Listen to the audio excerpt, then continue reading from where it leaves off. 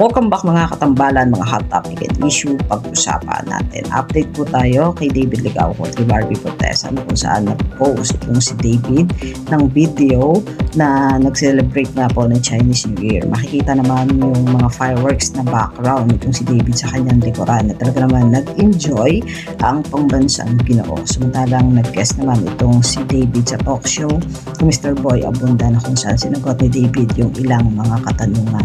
At makikita rin na napakagwapo ng pambansang Ginoo at may ilang mga photo din na ipinusit ng si David at ito nga po yung naging ganap para po sa guesting niya dun sa naging talk show ni Mr. Boy Abunda. Samantalang painit ang mga eksenang aabangan gabi-gabi sa Never Say Die na kung saan pinabibidahan nga po ni David Ligauco at Jillian Ward at talaga naman mala drama action series ang datingan ng Never Say Die na pinapalabas nga po sa GMA Prime. Samantalang may video din itong si David na nakasakay sa sasakyan kung saan very generous itong si David doon sa driver na binigyan pa nga niya ng cash. Samantalang si Barbie Fortesa naman po ay nag-post din ng ilang mga photo na kasama yung kanyang mga fans at ito nga po ay kuha naman doon sa naging guesting niya para po sa family feud na kung saan ay kasama naman itong si Barbie ang kanyang ama. Makikita yung husay sa pagsagot nitong si Barbie sa family feud. Samantalang nag-post din ito si Barbie na may hawak nga po ng